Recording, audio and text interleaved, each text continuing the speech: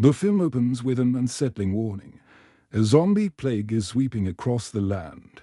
The undead have pushed into human territories, walking among the living with one singular obsession: consuming the human brain. It is the only thing that quiets their hunger. From this grim backdrop, we are introduced to Colonel Darcy, a hardened military officer. His sole mission is to hunt down and destroy the infected. His latest assignment takes him to a grand mansion, following reports of a zombie encounter inside. Before he is even allowed through the door, he undergoes a thorough physical inspection. Once inside, however, the atmosphere feels deceptively ordinary. Darcy begins his inquiry by questioning the lady of the house, a woman named Featherstone. She is dismissive of his concerns, insisting that this estate has been completely free of any zombie presence. Darcy counters with a sobering reminder that the infected are nearly impossible to identify in their early stages. They mimic normal human behavior perfectly, right up until the moment they feed. He decides not to leave just yet, and uses a casual card game as cover to continue his investigation. During the game, he produces a small glass bottle filled with flies. These are no ordinary insects.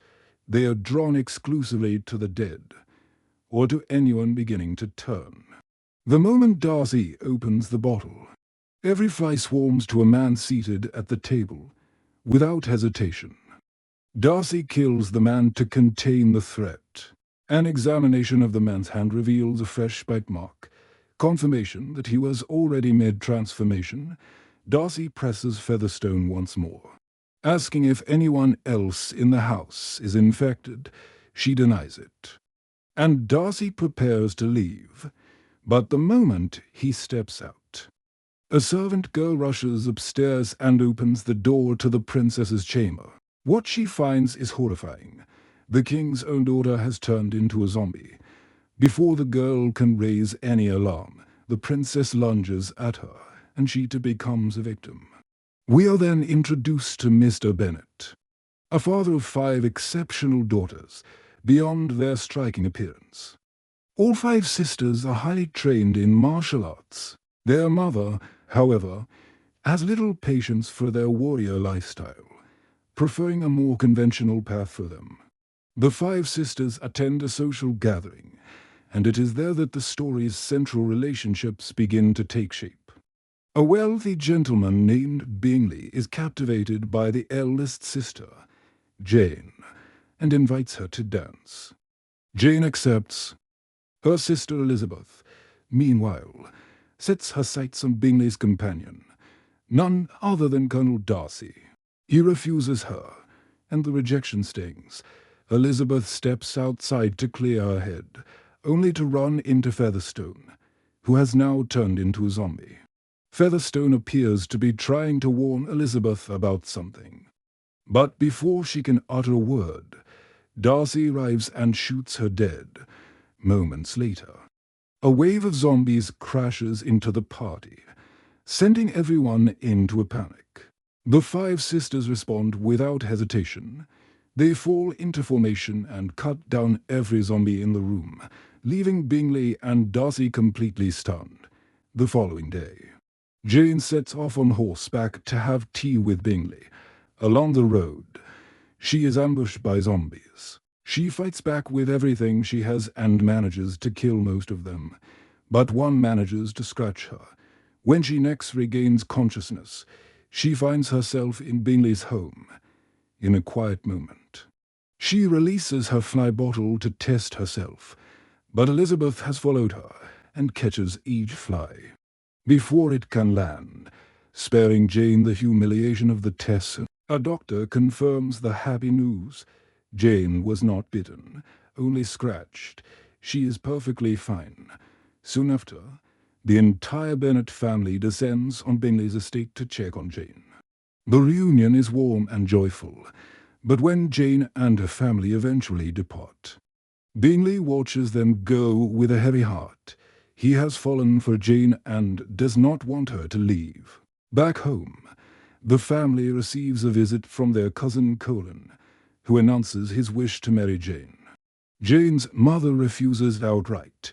She has grander ambitions and dreams of marrying one of her daughters to the wealthy Bingley. In an attempt to soften the rejection, the mother suggests Colin consider Elizabeth instead. Elizabeth wants no part of the arrangement and turns him down flat. Colin moves on, and the four sisters accompany him on a journey toward a palace in London. The road starts out quiet enough, but zombies begin appearing along the route. When one approaches the carriage, the sisters handle her swiftly and without panic. They arrive at the palace, where they are welcomed by a charming and gregarious man named Wickham.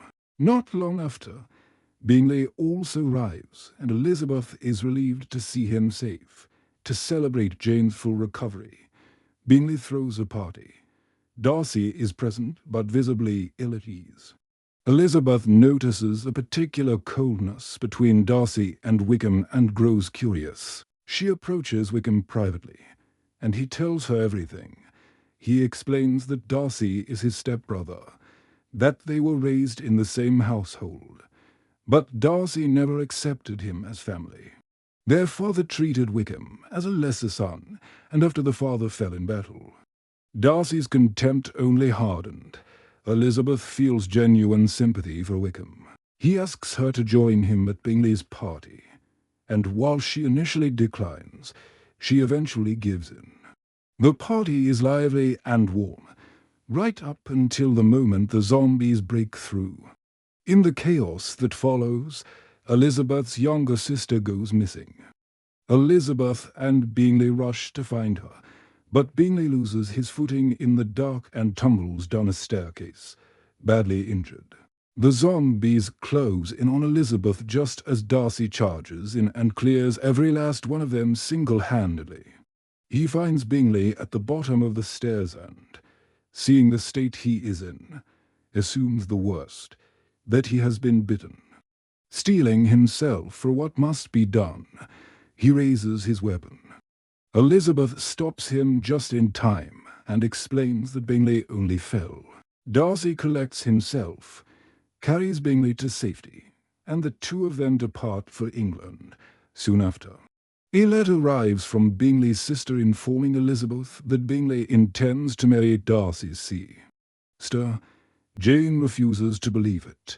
She is certain that Bingley still loves her. Meanwhile, Colin returns and attempts once more to pressure Elizabeth into marrying him. She refuses just as firmly as before. Her mother's fury becomes unbearable, and Elizabeth escapes into the woods to find some peace there. She comes upon a group of strange figures that sets her nerves on edge. Wickham appears and offers to show her something she has never seen before. He leads her to a church, and inside, Elizabeth is met with a remarkable sight. The church is filled with partially transformed beings, half human, half zombie, who have been surviving not on human brains, but on pig brains, because they have never consumed a human. Their transformation remains incomplete. Wickham tells Elizabeth these creatures should not be hunted. They are not dangerous, and they deserve to exist peacefully alongside humans. Elizabeth acknowledges the logic, but warns that the king will never see it that way. The moment he learns of their existence, he will order their execution. When Elizabeth returns home, she discovers that her third sister has agreed to marry Colin. Before the wedding can take place, her sister wants to settle somewhere safer, away from the constant threat of the undead that requires the blessing of Queen Catherine. Elizabeth accompanies her sister to the palace, with Colin in tow. There, Elizabeth learns that Darcy is the Queen's nephew. Her sister presents her case to the Queen, and Elizabeth introduces Wickham to the court. Wickham makes his pitch. The partially turned pig brain-feeding zombies could be powerful allies in any future war against the fully turned. The Queen is unmoved. She will not partner with the undead under any circumstances. Wickham tries a different angle, pointing out that it takes 16 years to train a single human soldier, but only minutes to create a zombie fighter. He appeals to Darcy directly, asking him to back the argument. Darcy refuses, and the Queen holds her position. Wickham storms out, leaving Elizabeth furious. She is convinced that one word from Darcy could have changed everything. That night, Elizabeth cannot sleep. She wanders outside and finds Wickham waiting for her. Wickham delivers a stunning revelation. It was Darcy who drove Jane and Bingley apart. He then confesses his love for Elizabeth and begs her to run away with him. She refuses without a second thought. The next morning, Darcy comes to Elizabeth. He confesses his love for her and wants to marry her. Elizabeth, raw from Wickham's story, rejects him sharply. She accuses him of destroying Jane and Bingley's relationship. Darcy does not defend himself, saying nothing at all. That silence infuriates Elizabeth even more. She launches objects at him as he quietly walks away. Later that day, a letter arrives. It is from Darcy, and in it, he explains everything. He writes that he overheard Jane's mother openly declaring that all her daughters must marry for money and status. That conversation convinced him the entire family was mercenary in their intentions, out of loyalty to Bingley. He persuaded his friend to walk away from Jane. He then reveals the full truth about Wickham. After their father's death, Wickham inherited his portion of the estate. Darcy gave him every penny.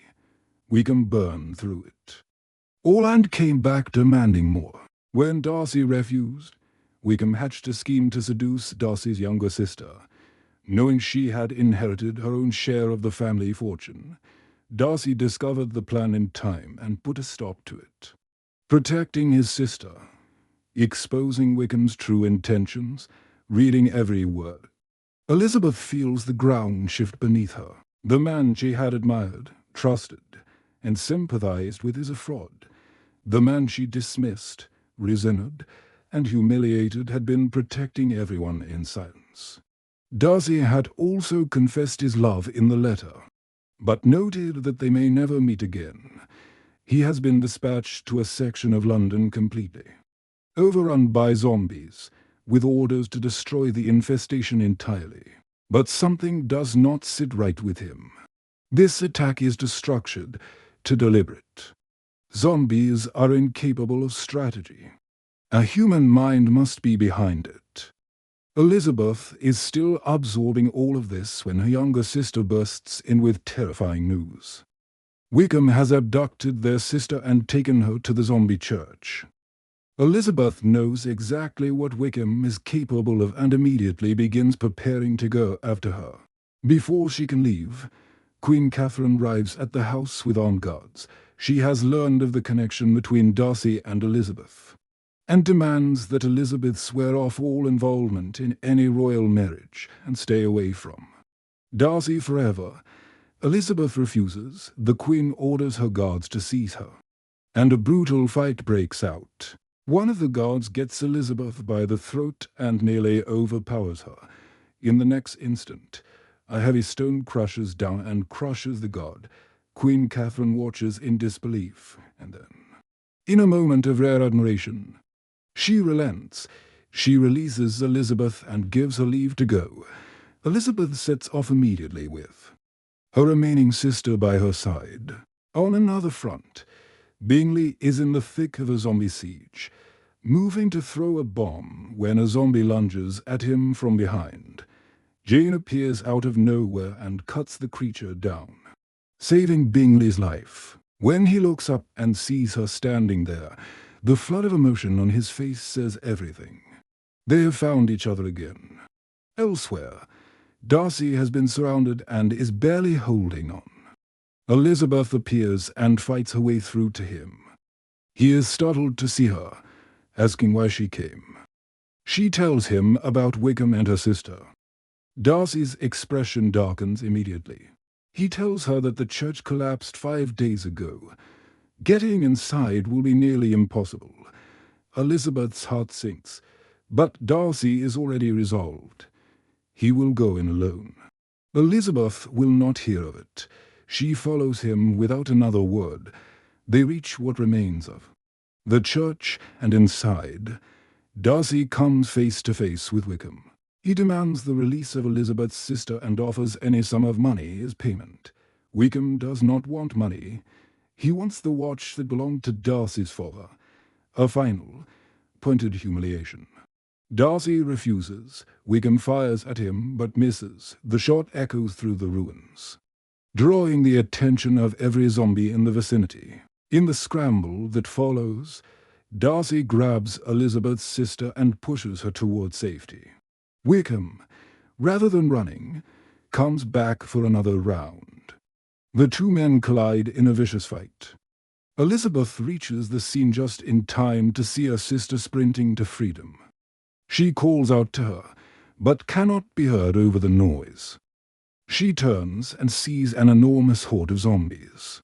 Bearing down on them, Elizabeth's sister makes it back to the others unharmed. Inside the ruins, Wickham snarls at Darcy that he is the one who made him into this. Just as he is about to deliver a killing blow, Elizabeth drives her blade through his arm, severing his hand and saving Darcy's life. Back at the bridge, Bingley and the others wait. When minutes pass without word, Bingley gives the order to destroy the bridge, the only option left to stop the zombie horde advancing along that path. The soldiers begin tearing it apart, and then, in the final seconds, Elizabeth and Darcy come racing through. The crowd erupts, but in the blast that follows, Darcy is thrown to the ground, badly wounded, and loses consciousness. Elizabeth drops to her knees beside him. She is certain she has lost him. She confesses everything she should have said long ago. She weeps. He does not respond. The final scene takes us to the royal palace in London. The war between the living and the undead has come to an end. The celebration is in full swing, and Darcy is alive. He looks at Elizabeth, and the words come easily now. He tells her he loves her and asks her to marry him. This time, she says yes. The two of them wed in a ceremony shared with Bingley and Jane, who are finally, officially, together. But just as the celebrations reach their peak, the camera finds Wickham, one hand missing, standing before an army of the dead, marching toward the palace. The story is not over.